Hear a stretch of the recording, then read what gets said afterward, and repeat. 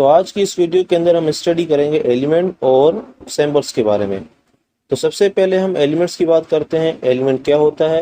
दरअसल एलिमेंट हमारे पास एक एटम का ऐसा ग्रुप होता है जिसके अंदर सब के सब एटम सेम होते हैं।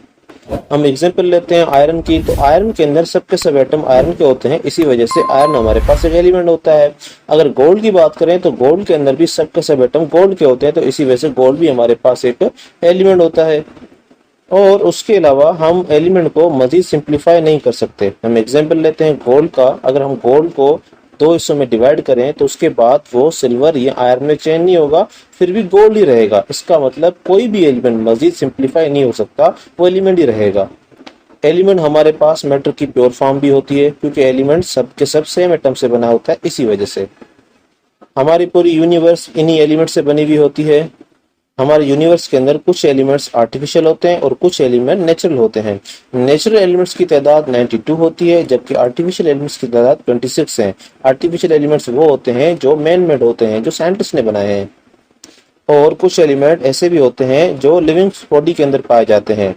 लिविंग बॉडीज के अंदर 25 एलिमेंट्स पाए जाते हैं, और इन 25 एलिमेंट्स में भी 4 एलिमेंट ऐसे होते हैं जो ज्यादा अमाउंट में पाए जाते हैं, जैसे कि कार्बन, नाइट्रोजन, ऑक्सीजन और हाइड्रोजन। ये एक लिविंग बॉडी को 90% बनाते हैं। उसके अलावा कुछ ऐसे एलिमेंट भी होते हैं जो कि बिल्कुल ही कम अमाउंट में पाए जाते हैं, जैसे कि कैल्शियम, जैसे कि सोडियम, जैसे कि क्लोरीन, जैसे कि आयरन। ये भी एलिमेंट हमारी बॉडी में पाए जाते हैं, एक लिविंग थिंग की बॉडी के अंदर पाए जाते हैं, पर इनकी अमाउंट बहुत ही कम होती है। जैसे कि कैल्शियम हड्डियों में पाया जाता है, आयरन ब्लड में पाया जाता है, सोडियम हमारे नर्वस सिस्टम को स्ट्रॉन्ग करता है, और क्लोरीन स्टोमक के अंदर पाया जाता है। उसके अलावा कुछ एलिमेंट हमारे पास ऐसे होते हैं जिनको रेडियो एक्टिव एलिमेंट कहा जाता है।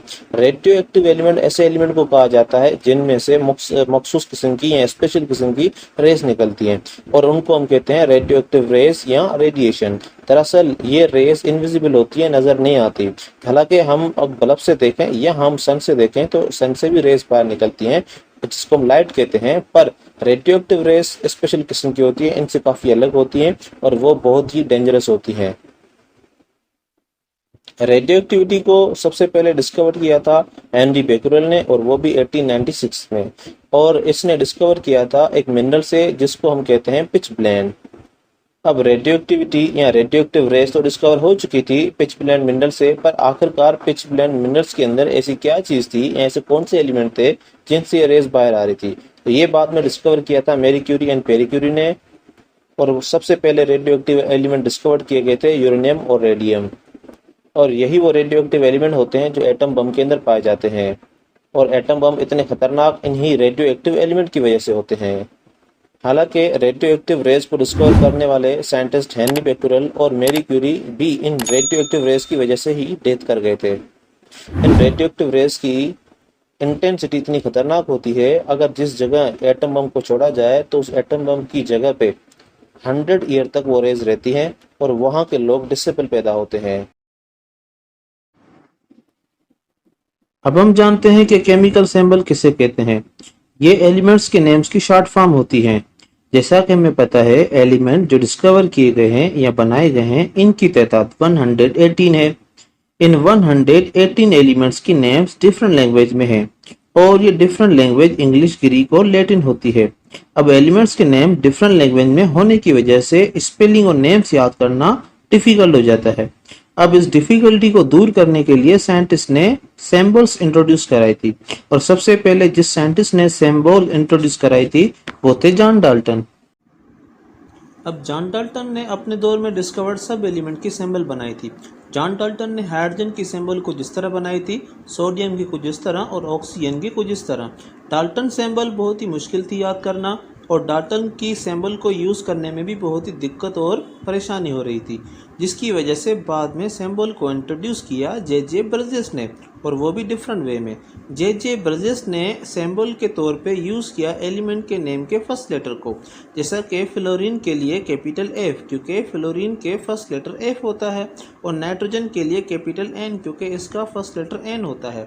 पर कुछ एलिमेंट के फर्स्ट लेटर सेम होते हैं, जैसे कि क्लोरीन, कार्बन, कोबाल्ट, कैल्शियम में फर्स्ट लेटर सी होता है। तो अब यहाँ पे फिर सेकेंड लेटर भी यूज़ किया गया, पर स्मॉल एबीसी में। जैसा कि कार्बन की सिंबल तो सी होती है, पर क्लोरीन की सिंबल में कैपिटल C के साथ L भी यूज़ किया जाता है, जिससे क्लोरीन कार्बन से डिफरेंट हो जाती है। सेम इस तरह से कोबाल्ट की CO और कैल्शियम के लिए Ca यूज़ किया।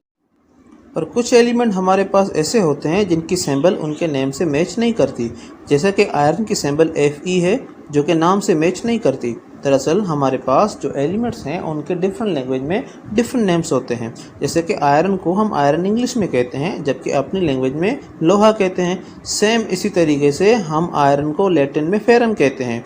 दरअसल आयरन की symbol Fe Latin word ferrum से निकली हुई है।